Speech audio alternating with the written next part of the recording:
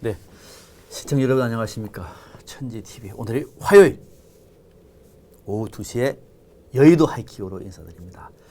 자, 여의도 하이킥, 우리 정치권의 크고 작은 뉴스, 이슈가 되는 뉴스를 정면에서 통렬하게 하이킥하는 단 하나의 방송이라고 자처하고 싶습니다. 국민을 위한, 국민의 시선을 보는 여의도 하이킥 시간입니다. 오늘이 9월 15일 6회 6번째 시간입니다. 이전에 박상명의 이슈 펀치가 바꿔서 여의도 하이킥으로 오늘 6번째 시간을 맞이했는데요. 저희들 비판에는 그 어떤 성의도 없습니다. 앞서 오늘은 주제를 5가지를 꼽았습니다. 5가지. 좀 뉴스 맞습니다. 앞으로 한번 계속 많을 것 같습니다. 이 5가지 주제를 놓고 한번 정면으로 국민의 시선으로 하이킥을 한번 날려보겠습니다. 제 옆에는 세명대 이상희 교수님이었습니다. 어서 오십시오. 네, 안녕하십니까. 일주일 동안 잘 지내셨습니까? 네, 잘 지내셨습니까? 네. 요즘에는 좀 날씨가 아침 저녁으로는 쌀쌀해요, 그죠? 네, 기온차가 굉장히 많이 나죠. 네, 그래서 뭐 지금 언론에서도 보도가 됩니다만 환절기 감기 특히 조심하셔야 될 것 같아요. 예, 지금 코로나19에다가 독감까지 하면 안 되니까 각별하게 좀 조심을 하셔야 되지 않나 싶어요. 네. 독감 주사 맞으셨습니까? 뭐 조금 있으면 무료로 맞으라 그러지 않겠습니까? 안 그럴 것 같은데요. 그 대상이 아닌 것 같은데. 좀 기다려 보려고 그러는데. 이번 기회에 처음 이 독감 코로나 방역 때문에 K방역 협정 국민들을 위해서 독감 주사가 오늘 저 그 주제가 있습니다. 있습니까? 있습니다. 예. 정확하시네. 독감 주사를 한다 그러면은 이 폼도 나고, 이 K방역은 이제는 이 코로나19를 뛰어넘어서 독감까지 간다. 왜 그런 아이디어를 못하고 무슨 하여튼 이따 얘기하겠습니다. 지금은 이따 하겠습니다. 자, 첫 번째 주제 바로 가겠습니다. 자, 이 교수님, 요즘에 내가 누구다, 내가 XX다 다시 진영 대결로 가는 느낌이 너무 강해요. 우리 정치의 전형적인 진영 논리의 표현, 내가 누구다. 최근에 이런 얘기가 오는데 이제 뭐 프랑스에서 나왔던 것이죠. 내가 누구다 이렇게 가지고 이야기 편에 들었던 거기서부터 연유가 되는 것인데, 이 추미애 법무부 장관 아들 문제가 그 진실 규명과는 별도로 진영 싸움으로 가고 있습니다. 내가 추미애다라고 하는 얘기가 너무 많아요. 심지어 과천 그 법무부 청사 앞 계단 있지 않습니까? 네, 그 계단에 내가 추미애다, 우리가 추미애다라고 하는 꽃바구니가 왔더라고요. 사람이 서 있는 게 아니고요. 꽃바구니가 왔답니다. 열심히 하시라고. 내가 추미애다 또는 우리가 추미애다. 심지어는 이른바 강성 민주당 지지 세력들도 이 해시태그를 하면서 내가 추미애다라고 하는 얘기가 많이 나오고 있고, 또 여기서 끝나는 것이 아니라 국민의힘에서도 뭐냐면은 내가 당지사입니다. 누굽니까? 하태경, 김웅 뭐 이런 분들 앞장서가지고 내가 당지사입니다. 이런 맞대응을 하고 있습니다. 코로나 정부 때문에 문제 이것만 아니었으면 벌써 또 광화문, 서초동 뭐 이렇게 갈 수 있는 그런 상황인데, 지난번 조국 사태하고 딱 판박이에요. 똑같죠. 네. 뭐 박사님도 저하고 비슷한 생각이라고 생각이 됩니다만, 뭐 저 같은 교수 같은 직업을 가진 얼치기 학자 입장으로 이야기하자 그러면은 이 정말 본질은 없고 정치만 남은 사회가 됐고, 이게 일종의 가치 소멸의 사회적 현상이다. 껍데기만 있다라는 겁니다. 몰가치의 시대라고. 몰가치 시대죠. 이제 가치가 없다는 겁니다. 아시다시피 뭐 프랑스에서 이러한 어떤 연대성 구호가 등장하기 시작했죠. 내가 누구다. 이런 것은 상당히 역설적 의미를 가지고 있습니다. 그 역설적 의미라는 것은 뭐냐면 그 본질에 불의에 항거하겠다는 정신이 들어가 있거든요. 여기에 또 본질에 정의가 들어가 있고 진실이 들어가 있습니다.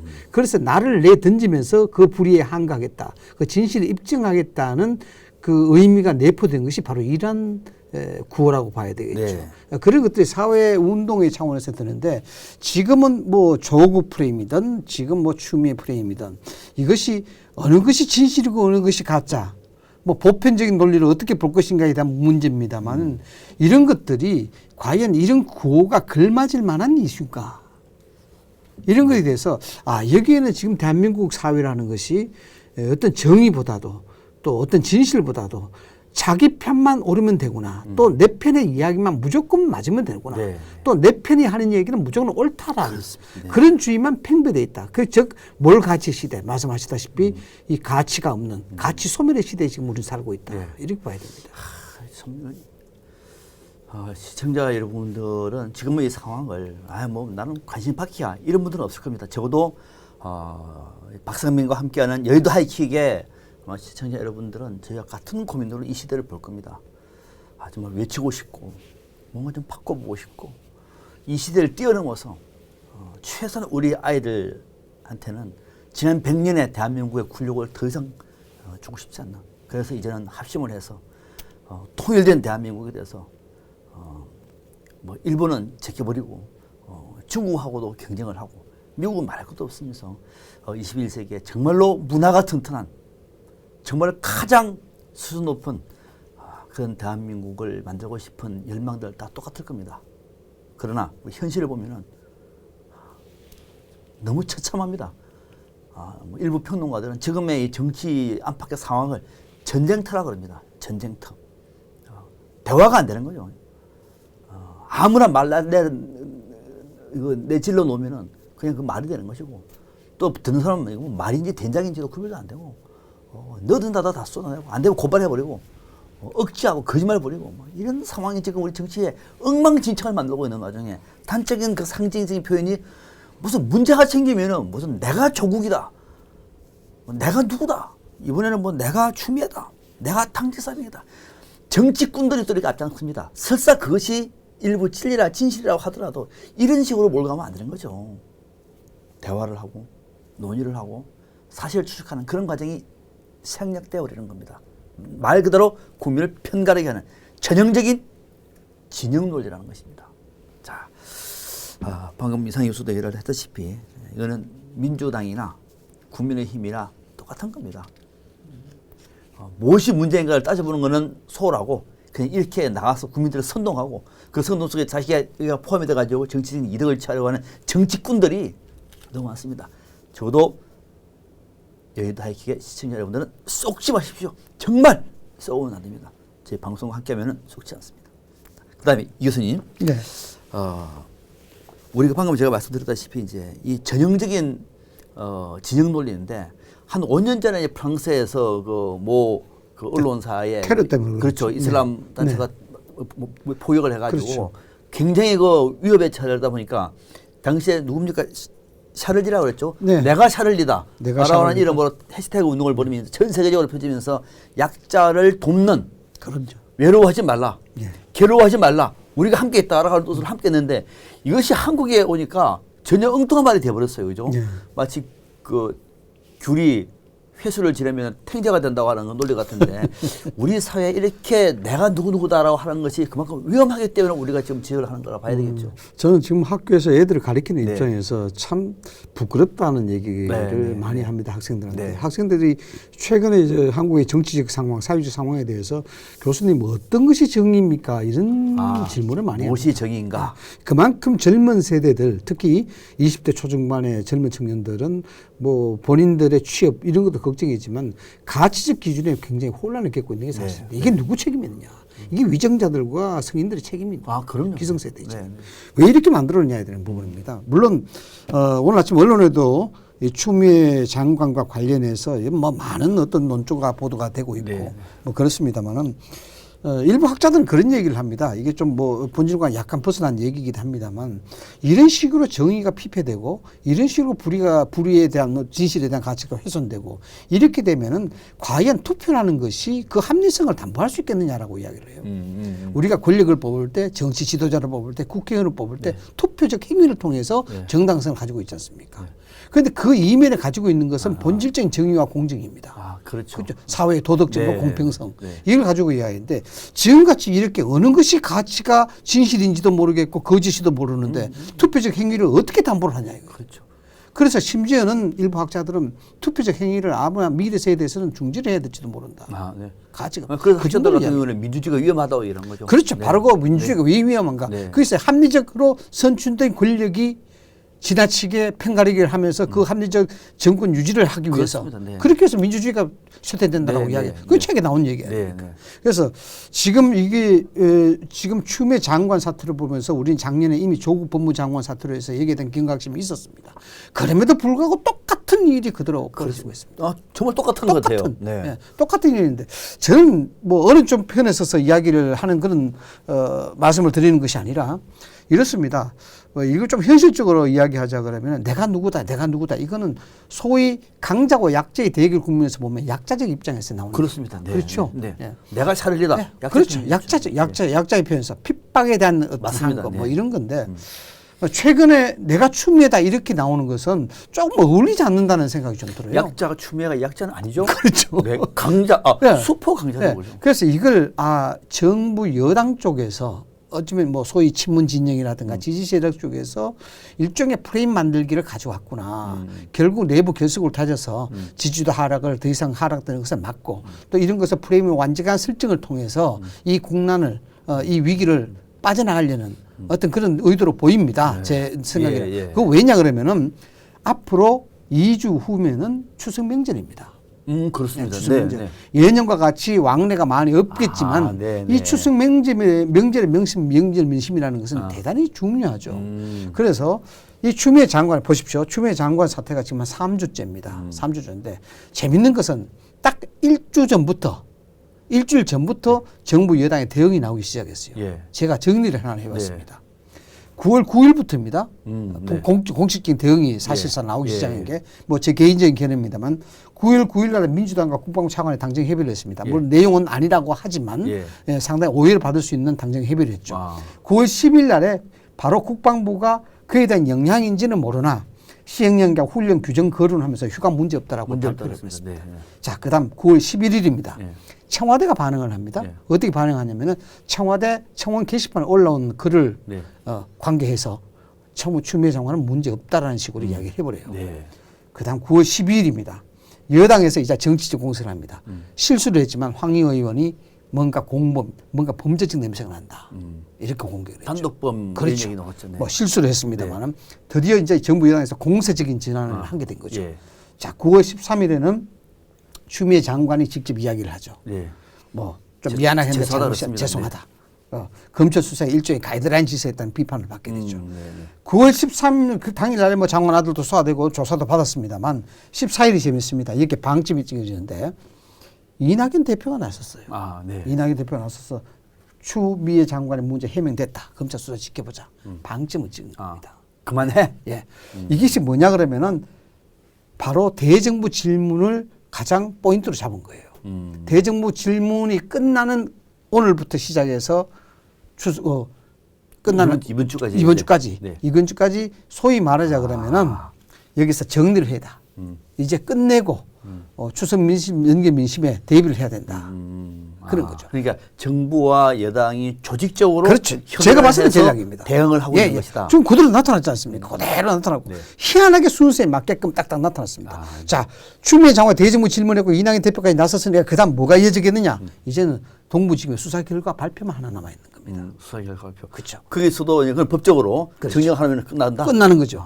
그런데 실수를 했습니다. 어. 제가 보니까 실수했는 게 물론 앞서도 말씀을 드렸습니다만 네. 제 개인적인 순수한 판단입니다. 네. 뭐냐 그러면은 어제 대정부 질문에서 추미애 장관이 말 실수를 한 거예요. 아, 네. 어떤 말 실수를 했냐 그러면 의도된 것인지는 모르겠습니다만 결국 군대 안 가도 되는데 보내서 안쓰럽다.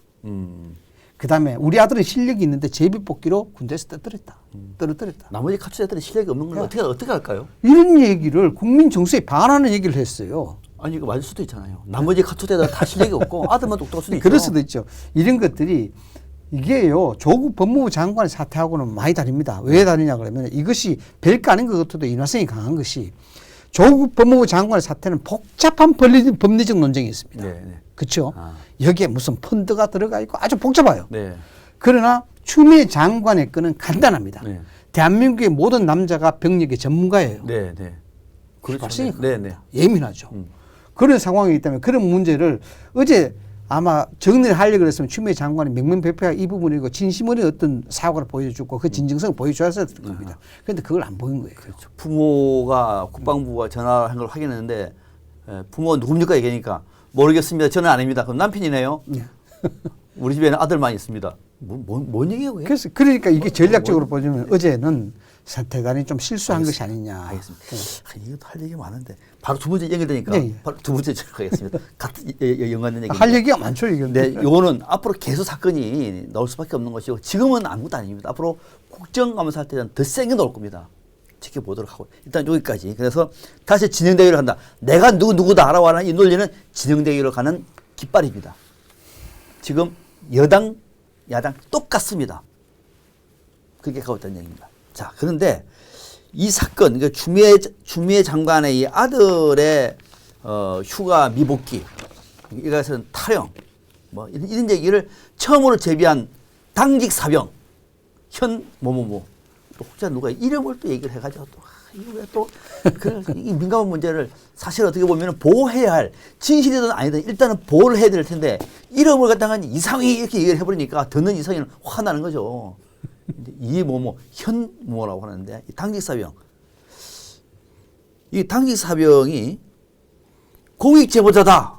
그러니까 반대쪽 무슨 공익 제보자? 뒤가 의심스럽다. 또 이렇게 갈라치고 있습니다. 우리 편은 공익 제보자, 상대편은 뒤가 의심스러운 의문의 남자. 지금 이렇게 이거 나오고 있는데 이상희 교수님, 예. 이 당직 사병 도대체 정체가 뭡니까 그러면? 이게 정말 우리 기성세대들이 반성해도 정치권이 반성해야 될 네. 얘기 아닙니까? 글쎄요, 뭐 의도가 진짜 본질이 뭔지는 모르겠습니다. 그건 지금 어쨌든 젊은 청년 일단 용기를 지켜보고요. 내서 한 얘기 아니겠습니까? 그럼요. 그것은 나중에 어떤 사실이 밝혀진다 하더라도 그 사실이 밝혀지기 전까지는 우리가 공익적 차원, 공공적 차원, 정의적 차원에서라도 청년의 목소리는 우리가 보호를 해줘야 되는 겁니다. 네. 이것이 우리가 성숙된 사회문화 아니겠습니까? 그렇죠. 네. 이걸 아무것도 밝혀지지 않은 상태에서 정파적 이익에 따라서 불편하다 해서 이걸 범죄적 행위로 몰고 이걸 범죄인 취급하듯이 그것도 실명을 거론해서 네. 이것이 어떤 의도로 이렇게 하는 건지 모르지만 이거는 대단히 실수를 한 겁니다. 설사 이 사람이 당직 사병이 가짜라고 하더라도 그게 밝혀지기 전까지는 혼자서 관련되어 있는 거대한 업무와 싸우기 때문에 일단 보호를 해주는 것이 건강한 사회적으로. 그래서 이 부분이 제가 조금 전에도 말씀을 드렸습니다만 이것이 인화성이 강한 것이 이것이 되도록이면 정부 여당 입장에서는 추석 명절 민심 전까지 빨리 빠져나와야 되는 문제 아니겠습니까? 네, 네. 길 끄면은 국정 헤게모니가 뺏기는 거잖아요. 네, 네. 그런데 이것이 본인들의 전략상 실수를 많이 해버렸어요. 인화성을 던져놓은 겁니다. 여기에 대해서 당직 사병이 모종의 공모적 혐의가 있다, 범죄적 혐의가 있다, 범죄자 취급을 하는데 이 부분이 소위 말해서 페이드아웃, 소멸되겠냐 이거예요. 맞아요. 그렇죠. 정치권에서 이 부분에 대해서 야당이 가면 여기에 대해서 보호를 해야지 보호하지 않겠습니까? 네. 그러면 또 이것이 화두가 될 수밖에 없는 네. 거죠. 여기다 추미애 장관 어제 또 그런 얘기 해버렸죠. 이런 상황에서 도대체 이 20대의 지지도가 굉장히 하락이 됐다라고 정부 여당에서 이야기하던데 네. 되도록이면 어떤지 모르겠습니다만 전략 전술이 이렇게 아마추어적으로 나타난다는 게 저는 이해가 되잖아요, 이게. 그렇다고 이것이 20대 그 당직 사병을 범죄적 혐의자로 몬다 해서 이것이 프레임이 설정되겠느냐. 보편적 상식에서 봤는데 자 예를 들어서 그 친구가 그 당직 사병이 어떤 정치적인 활동을 활발하게 했다든가 뭐 어떤 보수 진영하고 누가 만나서 어떤 얘기를 했다든가 또 아니면 사주를 받았다든가 네. 이런 정황적 혐의가 있다 그러면 이 얘기도 괜찮습니다. 네. 그러나 이 부분에서 자신이 당직 근무 섰을 때 상황 자체를 그대로 이야기했고 그것을 제보한 것 아니겠습니까? 그런 것을 봤을 때 이 사병이 이제 나이를 해봐야 20대 중후반 아니겠습니까? 네. 그 어떤 업무적 의미가 있었어 어떤 정치적 이익을 보려고 이 말 자체를 날조를 하거나 거짓을 꾸몄다. 네. 이 말이 안 되는 얘기예요. 지금 저희 화면에 당시에 이 당직 사병이 했던 말이 그대로 나오고 있죠. 복귀를 해야 되는데 안 했냐 하니까 안다고 하길래 너무 당연하게 안다고 하길래 어디냐고 물었다. 집이라고 하더라고요. 근데 집이 어딘데라고 하니까 집이 서울에 있다고 하길래 그건 택시를 타고 부대로 오라고 지시했고 서울에 알았다고 해서 전화를 종료했습니다. 이렇게 구체적인 진실을 했고 그러고 난 다음에 위에서 얼굴 모르는 사람한테 얘기를 했더니 미귀가가 아니라 휴가자로 올려라 이렇게 지시를 받았다. 그 사람은 얼굴은 잘 모른다 이렇게 얘기를 했습니다. 그들 그 얘기밖에 없지 않습니까? 아주 구체적인 얘기를 지금 한 것인데 요거는 팩트가 맞는지 안 맞는지는 지금 저희들은 물론 알 수 없는 것이고 앞으로 검찰이 밝힐 대목인데 당시에 이 카투사에서 당직병으로 있었던 사람이 한 방송에 나왔어요. 친여 방송에 나와서 이 사람이 또 한 얘기는 이 서 씨의 그러니까 아들 주매 아들의 복귀일이 이제 2017년 6월 23일인데 자신은 25일까지 아무 일이 없었다는 겁니다. 아무 일이 없었는데 그 기간에 자기가 당직병했는데 내가 모른다는 게 말이 되느냐? 나 아무것도 없었다. 뭘 몰랐다. 근데 갑자기 뒤에 나와가지고 뭐 일이 있었던 것처럼 얘기하고 있는데 이제 뭔가 좀 옳지 않다. 수상한 것 같다라는 얘기도 한 적이 있어요. 얼마 전에 이거는 친여 또 방송 쪽에서 나와서 한 당시에 카투사 당직병이고 추미애 장관도 14일 국회 대정부 질문 답변에서 그쪽에 당시 당직사병의 일방적 오해나 억측이다. 이렇게 말하면서 아예 그냥 무시해버렸습니다. 그러니까요, 박사님 말씀 중에 죄송합니다만은 이게 우리가 전형적으로 한 번씩 평론에서 이야기하는 메시지가 불편하면은 메신저를 공개하는 거와 똑같습니다. 네. 이게 지금 상대 쪽에서도 당직 사병이 나타났고 이쪽에도 당직 사병이 나타났고 이렇게 어느 것이 진실이 혼미해지게 만들어 버리는 거예요. 그럼 본질 자체가 힘을 잃어버리는 겁니다. 이 바닥 자체가 정의와 진실에 대한 바닥이 아니고 흙탕물이 돼버리는 겁니다. 그렇습니다. 네. 그래서 제가 이 문제가 당직 사병이 누구인지는 아직은 저희들도 조금 냉정하게 중점을 보겠습니다. 굉장히 중요한 문제입니다. 당직 사병이. 한쪽에서는 당직 사병을 아예 마귀와 같은 사람으로 몰아세우고 있고 한쪽에서는 이 사람을 공익 제보자라고 하고 있는 상황 속에서 아직 팩트가 없으니 좀 더 지켜보겠습니다만은 그런데 이제 요거는 지켜보겠다 말씀드렸습니다. 끝까지 제가 이 내용을 추적을 해보겠습니다. 그런데 이 당직사병에 대해서 민주당의 황희 의원 얼마 전에 좀 제가 얘기를 나눴습니다만 황희 의원이 자신의 페이스북에 철부지의 불장난으로 온 산을 태워먹었다. 철부지라고 했습니다. 철부지. 좀 논해요. 그래서 이걸 단순 제보만으로 볼 수가 없다. 이렇게 얘기를 하면서 도저히 단독범이라고 볼 수가 없다. 그러니까 단독범이 아니라 뒤에 누가 있다는 겁니다. 이렇게 얘기를 한 거예요. 그래서 이제 내용이 좀 문제가 되니까 뒤에 이제 SNS를 수정을 해가지고 뭐 단독범을 단순 제보 이렇게 얘기를 했습니다만 사과는 했습니다. 자, 이렇게 얘기를 했는데 그러자 또 이 보수 쪽에서는 이 황 의원을 부정청탁금지법 위반, 정보통신망법 명예훼손, 보복 협박 등 이런 혐의로 고발됐습니다. 온 나라가 고소고발 사태입니다. 온 나라가 정말 지겹습니다. 지겨워. 아무튼 이렇게 됐는데 이런 단초를 제공한 황희 의원의 이 문제를 분명히 우리가 잘못됐다고 짚어야 되는 거죠. 설사 이 사람이 음모가 있다고 하더라도 아직까지 어떤 경우라도 보호는 돼야 되는 거죠. 어떤 경우라도 황희 의원이 이건 절대적 실수란 겁니다. 네. 실수 아니고 이거는 황희 의원이 기성세대 특히 국민의 대표인 국회의원으로서 이건 국민에 대한 저항이에요. 네. 왜? 사실이 밝혀지지 않는 상태에서 공익적 제보인지도 모르는 상태에서 한 사람을 단독 범으로 몰았어요. 단독범. 범죄자로 몰았다는 겁니다. 그렇습니다. 어떤 범죄적 혐의가 있는데 이 사람이 이런 자료를 가지고 이야기하는 거예요. 거대한 집단의 폭력 대상이 될 수 있는 그래서 내가 살리다 또 이런 이 자체만 보면은 말씀드리면 저 사람 또 국민의 힘 편드는 거 아니냐 이렇게 생각할지 몰라도 그게 아닙니다. 지금 이 부분을 정치 공작으로 규정을 해버렸잖아요. 정치 공작 혐의가 있다. 정치 공작 같다. 그것도 같다. 이 자체를 프레임을 만드는 겁니다. 이게 뭐냐면은 조국 사태부터 시작해서 끊임없이 모든 것이 도깨비 방망처럼 이야기했던 검찰 개혁에 대한 완수, 검찰 개혁에 대한 방해 세력, 무산시키려고 하는 방해세력 만드는 거 아닙니까 이게? 그러니까 이게 도대체 어떤 자격으로 황희 의원은 순수한 20대 청년의 양심적인 얘기를 지금으로 따지면은 현재 상황에서 그런 양심적인 얘기를 단독범으로 몰았는지 이건 분명히 응당 책임져야 될 일이고요. 왜? 전 국민을 대상으로 실명을 이야기하면서 단독범을 이야기했어요. 범죄라고 이야기해버렸단 말입니다. 이게 야당의 입장에서는 시민단체도 마찬가지로 이건 고소 옛날 같으면 난리가 났습니다. 이거 아마 촛불 집회했을걸요. 그렇지 않겠습니까? 자, 그런 측면이고 이거는 형사법으로 보더라도 명예훼손의 의지가 굉장히 큽니다. 여지가. 왜냐 그러면 이거는 단독 범이라고 이야기했기 때문에 정의를 규정을 했어요. 예. 이거는 뭐냐 하면 실제적 악의를 가지고 있다라는 겁니다. 실제적 악의. 뒤에는 이제 사과했으니까. 네. 사과를 잘못됐다고 얘기를 했으니까. 아니 그렇게 사람을 반병진으로 만들어 놓고 그 사과하면 되겠습니까? 봐주면 안 됩니다. 저는 이 문제 크다고 봅니다. 네, 이거는 알겠습니다. 우리가 젊은이들에 대해서 길을 터주지를 못할 망정 맞습니다. 네. 한 사람의 인생을 얘는 이 친구는 어떻게 되겠습니까? 인생이? 동의합니다. 예. 그럼 동의합니다. 지금 앞서 말씀드린 것처럼 이 당직 사병이 어떤 그 정체는 저희들은 감은 잡힙니다만 그러나 그건 중요합니다. 우리 아들, 딸들도 이런 당직 사병이 될 수가 있습니다. 설사 이 말에 오해가 생길 수도 있고 잘못 기억이 된다고 하더라도 우리 사회의 어른들은 그들의 목소리에 경청을 해주고 보호를 해줘야 됩니다. 그렇지 않습니까? 그러고 난 다음에 진실 규명을 한 다음에 진실이 아니라고 얘기하면 그때 벌을 줘도 됩니다. 그러나 국민의 대표가 이름을 공개를 해버리고 주변에서 우르르 들어서 이 당직 사병을 두들겨 패는 이 나라는 야만의 사회입니다. 너무 정확하게 이 문제를 우리가 짚어달라고. 뭐 다시 말씀 짧게. 짧게 네. 네, 드린 말씀은 저는 좀 이해가 안 되는 게요. 소위 진보 진영이 양심선언, 공익제보, 인권 전용은 아닙니까? 네. 이 공익 제보라고 안 본 거죠, 그러니까. 업무론자로. 아니 그렇다고 하도 청년의 목소리를 본인들 입장에서 이야기했다 그러면 이렇게 하겠습니까? 그렇겠죠, 그죠? 네. 저는 이게 끊임없는 이율 배반을 하고 있다고 봅니다. 네, 네.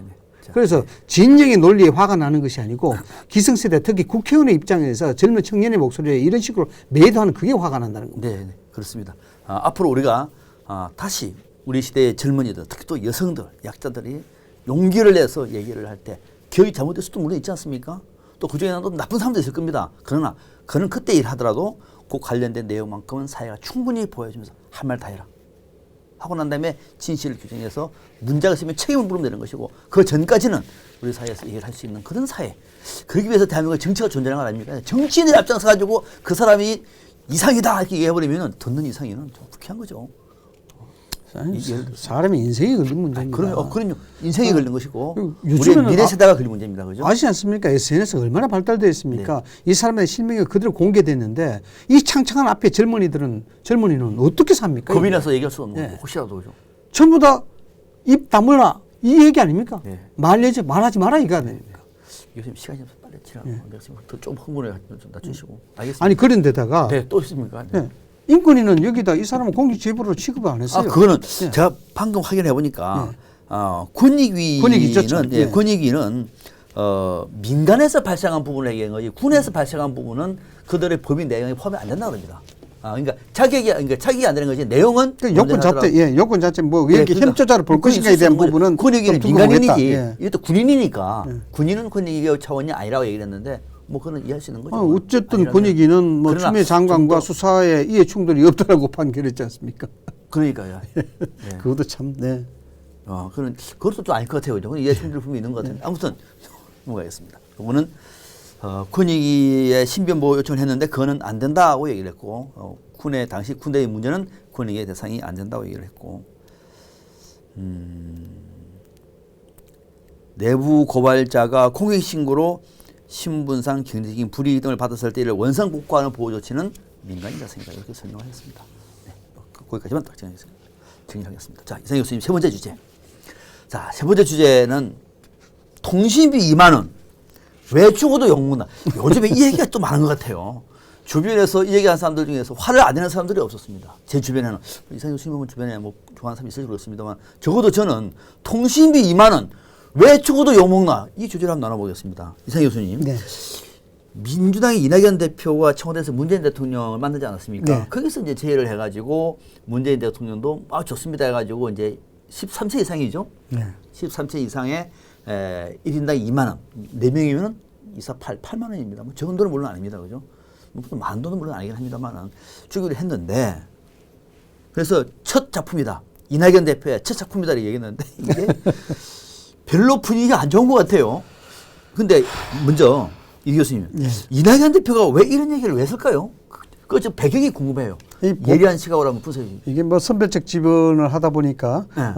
좀 민심에 대한 부분들도 좀 등락을 많이 할 것 아니겠습니까? 아, 2차 재난지원금에 대해서 선별적으로 지원하다 선별적 보니까 지원을 하다 불만이 보니까, 많은 여론을 예, 달래기 거기에서 위해서 달리기 위해서 또 뭐 아. 이낙연 표의 어떤 뭐 정책적인 네. 어떤 드라이브라고 그럴까요? 뭐 그런 것도 있는데 이건 이렇습니다. 이게 정말 돈 주고 욕먹는 부분이거든요. 정말 그런 것 같아요. 이거 왜 해야 되면 이게 참 안 맞을 매를 맞는데요. 개인적인 생각을 이야기하자 그러면 우리가 앵길 지수를 이야기하지 않습니까? 네. 뭐 식생활 먹는 거에 대해서 통신비가 차지하는 앵길 지수가 굉장히 사실 큽니다.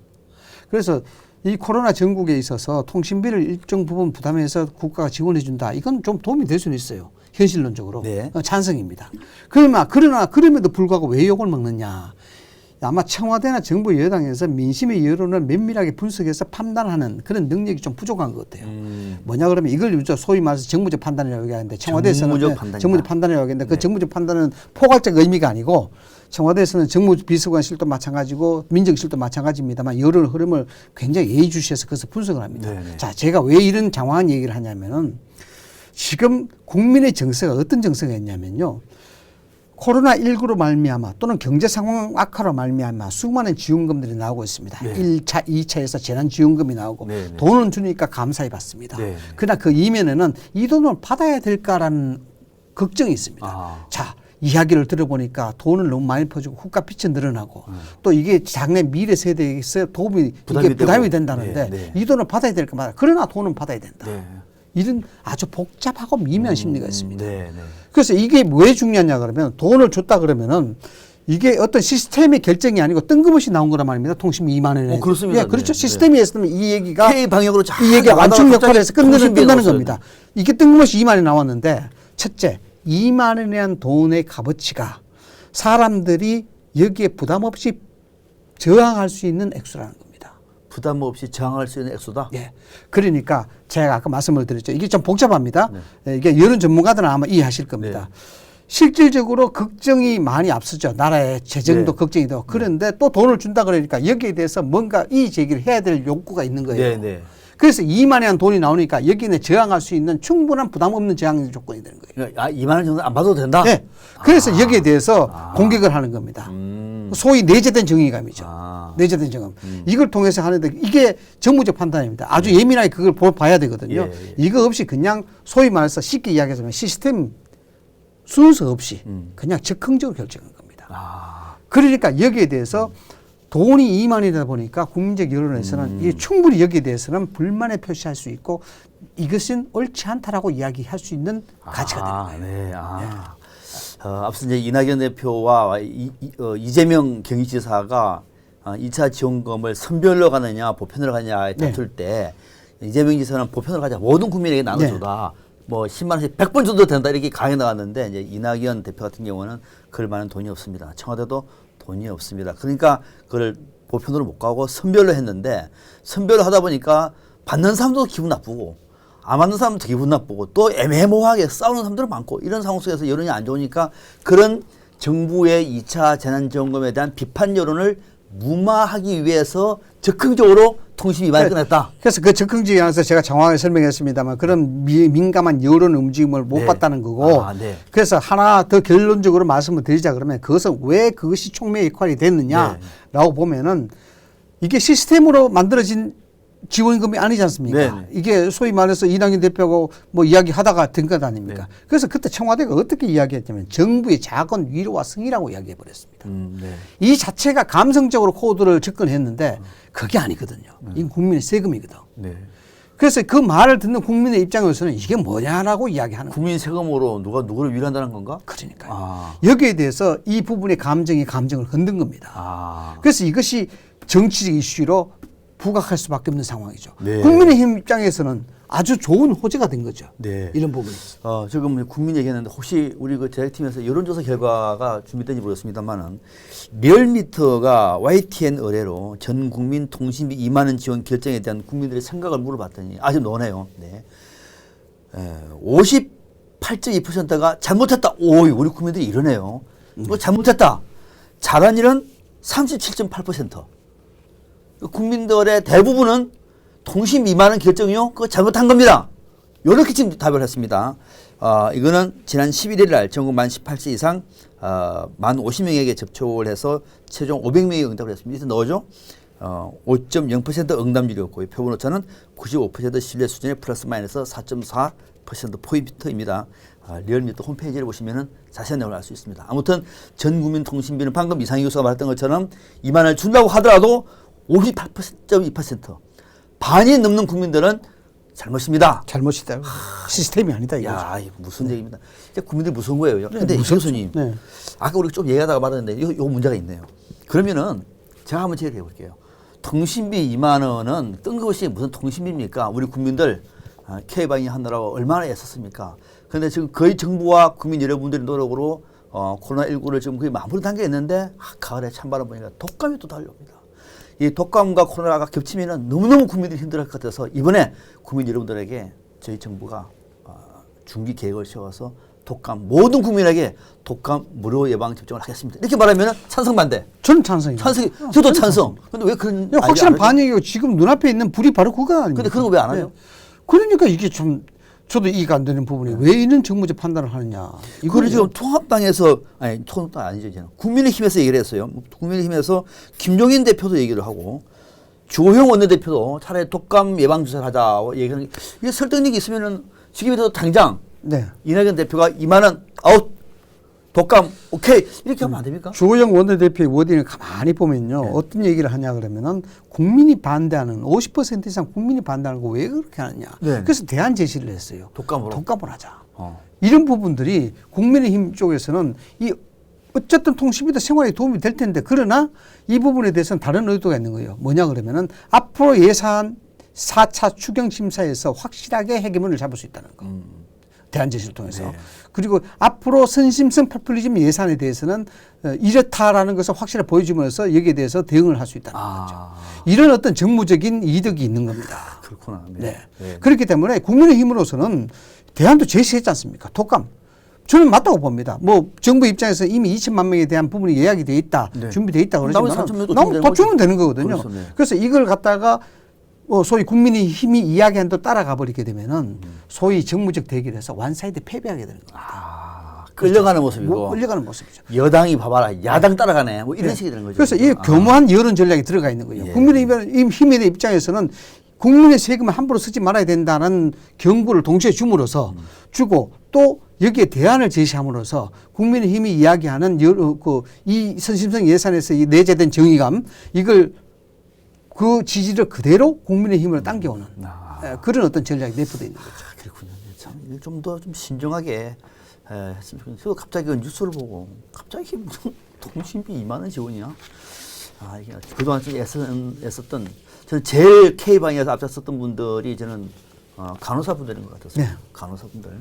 간호사분들의 이 옷이라든지 이런 걸 좀 지원을 한다든지 마스크 샀던 국민들 차라리 마스크 값이라 이 교수님 네. 통신비가 아니라 마스크 값이라고 하면 어떨까요? 그것도 괜찮지 않겠습니까? 마스크는 괜찮죠, 오히려. 왜 그러냐면 이렇습니다. 국회 예산정책처에서도 이 부분은 조금 문제가 있다고 이야기했는 게 그러면 다 스마트폰을 쓴다는 보장이 어딨냐 이거예요. 그렇죠. 네. 2천만 명 정도 쓴다 그랬는데 나머지는 어르신들은 안 스마트폰 안 쓰는 통신비에 대해서 거기서 혜택 못 보는 사람은 어떻게 할 거냐에 대한 네. 문제. 네. 그다음 청소년이라든가 노년층들은 이 스마트폰의 명의 자체가 다른 사람으로 되는 경우가 많아요. 예. 보호자 이름으로 된 거. 그럼 그 사람들도 어떻게 처리할 거냐에 대한 예, 예. 부분. 이게 형평성에 문제가 있다는 겁니다. 있겠죠. 그럼 차라리 마스크 값을 주는 게 낫죠. 차라리 그렇죠요. 예. 마스크 사느라고 돈도 깨어나. 여기 뭐 형평성에 논란이 없지 않습니까? 저희는 마스크는 저도 적극적으로 얘기를 한 겁니다. 그죠? 적극적으로 얘기를 해봤는데 차라리 그렇게 되면 뭔가 일관성에도 좀 있지 않습니까? 그죠? 뭔가 정부의 단호한 의지가 보일 텐데 쫙 나가다가 사실 통신비 나오니까 통신회사만 좋아지는 것 아닙니까? 사실. 그렇겠죠. 이 돈은 국민들한테 2만 원씩을 나눠주는 게 아니고요. 통신사로 일단 줘서 통신사에서 2만 원을 감하고 준다는 겁니다. 그러니까 통신사는 뭐 좋죠. 얼마나 도움이 될지 모르고 통신사는 좋겠습니다. 통신사 하고 싶은 거하고 또 얘기 좀 있었나요? 아니, 그만하겠습니다. 나중에 또 다음 주에 가겠습니다. 성금을 거들려는지도 모르죠. 알겠습니다. 자, 여기까지 하고 독감 예방 조사가 좋았다 얘기고 제가 긍정적 얘기는 마스크까지 넣었는데 끊겠습니다. 자, 네 번째 주제.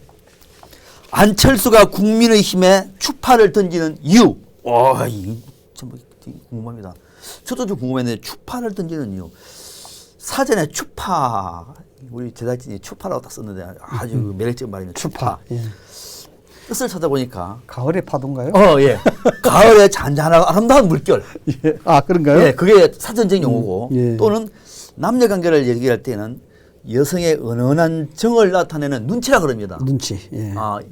여성들이 왜 추파를 던진다고 하면 은은한 좋은 뜻으로 은근한 예, 정을 썸 탄다 나타내는 그러죠? 눈치. 이런 걸 추파를 받아본 적 있죠, 그죠? 저는 없습니다. 없습니까? 네. 그걸 추파라고 그러고 그다음에 좀 이제 아마 여기는 이런 말인 것 같은데 정치적으로는 아첨하는 태도나 기색. 이렇게 아첨하는 태도나 기색. 이렇게 이제 설명이 되어 있는데 아무튼 최근에 국민의 당 안철수 대표가 국민의 힘에 추파를 던지고 있는 것은 사실인 것 같아요, 그죠? 노골적으로. 자, 이 교수님. 네. 안철수 대표가 왜 그럴까요? 안철수 대표의 입장에서는 갈 길이 바쁘죠. 갈 길이 바쁘다. 네. 지금 대선까지는 1년 남짓. 1년 한 이상 만 100개월 남았죠. 네. 1년 남짓 남았고 그 과정에서 1년의 세월을 쪼개서 본다 그러면 정치 일정이 다 빠듯하게 정해져 있는데 네. 여기서 실질적으로 지금 국민의당의 2, 3%의 지지도를 가지고 과연 대권 후보를 갈 수 있을까에 대한 현실적 문제가 있는 것이죠. 소위 뭐 아시다시피 안철수 대표의 능력은 차치하고더라도 지지 세력이 있어야 어떻게 올라갔을 것 아닙니까? 네. 더군다나 안철수 대표는 신상품이 아닙니다. 그렇습니다. 네. 이미 구상품이 됐기 때문에 여기에 팬덤에 붙어주지 않으면은 사실상 대권 후보의 구상품에는 원래 팬덤이 없는 겁니다. 예. 있어봐도 요만큼 있는 거예요. 그러니까 이 부분은 옹립이 돼야 되는 겁니다. 옹립. 예. 서로 추대를 해가지고. 안철수를 합시다라고 와글와글 떠들어줘야 되는 겁니다. 네. 그러니까 조직적인 힘이 붙어주지 않으면은 안철수 대표의 대권 꿈은 요원하다는 겁니다. 그래서 갈 길이 뭔데 지금 현실적으로는 상당히 어려운 상황이 찾아보니까 그래서 가을의 코스모스가 나를 좀 봐주세요라고 몸을 흔드는 겁니다. 가을의 코스모스가 나를 봐주세요. 네. 네. 결국 본인이 상대방이 나를 몰라주면 나를 알아봐달라고 이야기를 할 수밖에 없죠. 코스모스가 그래서 흔드는 거군요, 이렇게. 그러다 치고요. 네. 그래서 이런 것을 봤을 때 뭐 추파라는 표현을 그대로 액면 그대로 인용을 해서 이야기하자 그러면은 안철수 대표가 상당히 몸이 달았지 않느냐라는 생각입니다. 정치 일정이 1년밖에 남지 않았는데 네. 실질적으로 자기를 돌아보여주는 세력은 없고 그러면은 목마른 자가 우물을 판다. 네. 물을 먼저 두드리고 있는 것이 아니냐. 저는 그렇게 보는 겁니다. 목마른 자가 우물을 판다. 코스모스가 왜 바람에 흔들리느냐, 나를 좀 받으려고 하는 거 아니겠느냐, 좀 그런 뜻인데, 추파네 보니까 분위기 있게 딱 설명하시네. 시인입니다, 이상 교수님. 시인. 말 와닿았습니다. 최근에 보니까 안철수 대표가 두 정당, 그러니까 당도 비슷하네요. 네. 국민의힘, 국민의당 양쪽에 이게 밀원이 오고 있다고 합니다. 뭐 사람들도 만나고 세미나도 참석을 하고. 또 지난 11일에도 뭐 청년 정책 간담회 행사에서 축사도 하고 이렇게 미룰이 있는데 좀 험난하죠. 뭐 참 다음에 차근차근 여기에 대해서 저도 할 말이 엄청 많습니다만 전문가 아니십니까? 천천히 얘기를 하겠습니다. 아무튼 그렇게 했는데 최근에 이렇게 추파를 보내는 이유는 뭐냐면은 몸이 달았다. 나 좀 봐달라. 이대로는 전혀 승산이 없으니 통합당에 계속 그런 면에서 나를 봐달라고 하는 뜻으로 추파를 보내고 있는 것이다. 대선까지 시간도 없다 이렇게 얘기를 했는데 자 그러면은 이 교수님 안철수 대표가 지금 일각에서는 서울시장 후보로 얘기를 하는 사람도 있고 네. 또 어떤 사람들은 차기 대선 후보로 얘기하는 사람도 있고 뭐 그래요. 이상희 교수님이 볼 때 안철수 대표는 좀 어떤 행보를 좀 양쪽 다 보고 있다고 봅니다. 둘 다? 네. 이거 아니면 저거, 저거 아니면 이거. 양쪽 다. 일단 자신의 몸값을 높여놔야 되는 것이고 네. 이 몸값을 인정해주는 세력이 있어야 될 네, 것이고 네, 네. 그 과정에서 지금 이쪽 저쪽 다 이야기를 하고 있는 것이고 또 지금 국민의힘 내부에서도 안철수 대표라든가 등등 야권의 통합이 필요하다고 주장하는 세력들이 많이 있습니다. 네, 네. 그러나 안철수 대표가 실질적으로 여기에 국민의힘과 뭐 통합이라든가 융합이 될 가능성에 대한 부분은 험난한 줄력이 아직 많다. 험난하다. 예. 왜냐 그러면은 일단 지금 당을 이끌고 있는 김종인 비대위원장의 생각이 어디 있는지 확실치가 않아요. 진짜 알기 어려워요. 그죠? 예. 왜냐 그러면 실질적으로 서울시장과 부산시장의 공천권은 누가 가지고 있냐? 김종인 비대위원장이 갖고 있습니다. 그렇습니다. 그죠? 네. 그래서 예를 들어서 뭐 김종인 비대위원장이 조사 안철수 대표가 훌륭하지 않느냐. 우리 내세울 수 있다. 이렇게 된다 그러면은 뭐 여기에 대해서 결집력이 뭐 이렇게 김종인 들겠죠. 대표는 아예 안철수 아예 무시해버리죠. 그러니까 지금 나오는 워딩으로 보면은 안철수의 안자도 염두에 두고 있지 않다. 네. 그런 측면에서 안철수 대표 입장에서는 상당히 좀 몸이 달아날 수밖에 없는. 오히려 기자들이 궁금해서 물어보니까 왜 자꾸 그 사람만 얘기하느냐고. 역증을 내지 않습니까? 예. 아니 박성병 그 생일날 와가지고 자꾸 이상히 안부만 물으면은 듣는 박성병 화나죠. 예. 그런데 우리가 좀 더 살펴봐야 될 것은 자 내년에 서울시장 선거와 부산 재보선에서 국민의힘이 석권을 했다고 가정을 합시다. 네. 그러면 김종인 비대위 체제가 계속 유지가 될 수 있는. 될 수 있을 것 같아요. 그 소위 당의 헤게모니를 누가 지냐? 김종인이 가지고 있다 합니다. 그리고 혹시 그 연장선에서 본인도 대통령 선거까지 갈 수가 있나요? 본인까지는 어떨지는 모르겠습니다만 지금 호사가들은 아마 김종인 비대위원장이 대권을 노리고 있지 않느냐. 본인도? 예, 그런 이야기 하는데 저는 사실상 그 부분에 대해서는 반신반의가 있습니다. 반신반의한다. 저는 아마 김종인 비대위원장이 끝까지 킹메이커로 남지 않겠느냐. 킹메이커로. 남지 않겠느냐. 그것이 그 사람의 사실상 특화된 기술이기도 그러면 하고. 김종인 킹메이커의 생각에 킹은 안철수는 예. 이미 아니다. 그러니까 어쨌든 뭐 본인이 나가든 안 나가든 당 자체가 내년 서울과 부산 재보궐선거로 승리를 이끌므로써 실질적으로 당이 지금 주호영과 김종인 체제로 완전히 묶어지게 된다 그러면은 네, 네. 안철수의 입지 자체는 상당히 열악해질 수밖에 없다. 열악해질 네, 수밖에 없다. 네. 그런 차원에서 지금 내년 서울시장 재보선의 공천이 끝날 때까지 뭔가 통합에 대한 물꼬를 트놔야 되는 거예요. 아, 통합에 대한 뭔가 정안 예, 되면은 트놔야 뭐 연합을 한다든지 예. 옹립을 한다든지. 그렇죠. 네. 트놔야 그것이 트놓지 않게 되면은 땅이 굳어버리게 됩니다. 그래서 아까 진짜. 몸이 타락다고 설명하시는 예. 거구나. 그렇지 않습니까? 아, 그렇구나. 네. 아니한말로 지금 안철수 대표가 지지도가 10% 넘는다 그러면 이야기가 다릅니다. 예, 뭐 지지율 거의 없죠 지금. 지지율이 없기 때문에. 홍준표하고 비슷하게 지금. 예.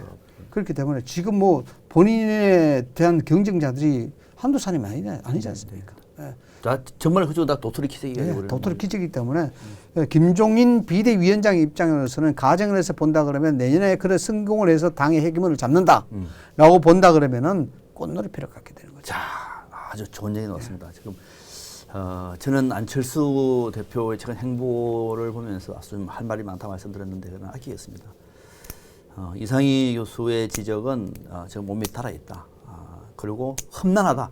애들로 표현한 겁니다. 뭐 쉽지 않다고 본 것이고 특히 그 중도 제3비대 정치를 얘기했던 안철수가 가는 길 어떤 것인지 저희들은 눈 크게 또 지켜보겠습니다.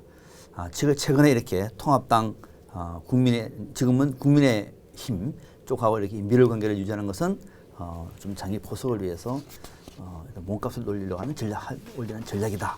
그것이 추파를 보내는 이유다. 이렇게 말했습니다. 딱 내용이 맞네요. 보니까 아첨하는 태도나 기색 딱 이렇게 설명을 해놨네요. 사절에 나오는 겁니다. 아첨하는 태도나 기색. 네. 자, 말 나온 김에 김종인 비대위원장 얘기를 하겠습니다. 5번째 주제입니다. 5번째.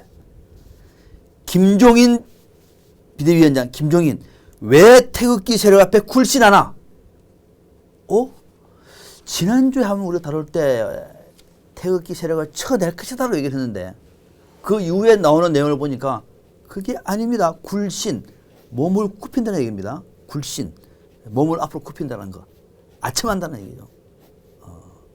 또 좋은 뜻으로 말하면 몸을 낮춘다는 얘기고 뭐 유비의 굴신 뭐 이런 얘기를 우리 많이 삼국지와 이런 것들은 저거저나 성공의 당당한 그 기세가 아니라 유비는 그 굴신하는 자세로 천하를 얻었다 얘기했대. 그때는 굴신도 좋은 뜻이기도 한데 뭐 아무튼 좋습니다. 김종인 국민의힘 비대위원장이 지난 10일 날 지금은 코로나19를 아직 너네요. 극복하느냐 아니면은 무너져 내리고 마느냐를 가름하는 절체절명의 시기입니다. 부디 개천절 하실 여러분 집회를 미루시고 이웃과 국민과 함께 해주시기를 두 손 모아 부탁드립니다. 이렇게 얘기했습니다. 그런데 이 교수님, 네. 이 강한 메시지가 아니에요. 여기 보니까 뭐 두 손 모아 부탁한다고 얘기하고 심지어 뭐 당원 참여는 안 된다. 집회한테 이런 얘기는 아예 없어요. 왜 그럽니까? 박사님께서 정답을 말씀하셨어요. 네. 유비의 굴신이 천하를 얻기 위한 목적이 아니겠습니까? 그겁니까? 예, 굴신의 목적이 있는 거죠.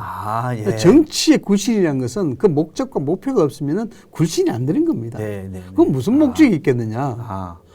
태극기 세력은 실질적으로 극단적인 행동을 한다라고 이야기합니다만 실질적으로 보수 진영의 팬덤으로 한 위치를 차지하고 있는 것만은 분명합니다. 그렇습니다. 이제. 예. 강력한 그래서 응징력이 있습니다. 우리가 뭐 정치를 수십 년 봐왔습니다만은 실제 정치가 구호가 행동으로 나타나려 그러면은 이란 팬덤이 행동하지 않으면 행동으로 나타나지 않습니다. 그 위력적인 힘은 행동에서 나타나는 거거든요. 네. 그러니까 보수 진영의 태극기 세력은 그 행동 세력이라 봐야 되는 거예요. 네. 그런 점에서 봤을 때 이 김종인 비대위원장이 이념 시장에 대한 탈피를 주장하고 중도로 계속해서 당의 어떤 곡선을 끊고 있습니다만 이 태극기 세력과 완전한 결별을 하게 되면은 본인의 유탄이 되는 거죠. 본인에게 직접적인 정치 타격이 자연스럽게 논리가 전개되는 게 네. 지금 이상희 교수님 설명을 들으니까 끊어내서 당의 개혁을 하려고 했던 김종인 대표가 사실은 그것이 아니라 끌어안는 이유는 자신의 대권 행에 핵심 지지가 될 수 있는 태극기 세력을 굳이 쳐낼 필요가 뭐가 있느냐. 그분들에게 몸을 낮춰서 마치 유비처럼 천하를 제패할 수 있는 엄청난 자산인데 나는 안 할 거예요. 그래서 정중하게 두 손 모아 부탁을 드립니다. 국민과 함께 해주세요. 절제 있는 분노를 요청합니다. 이렇게 굴신을 한 것이다. 이렇게 해석을 했습니다.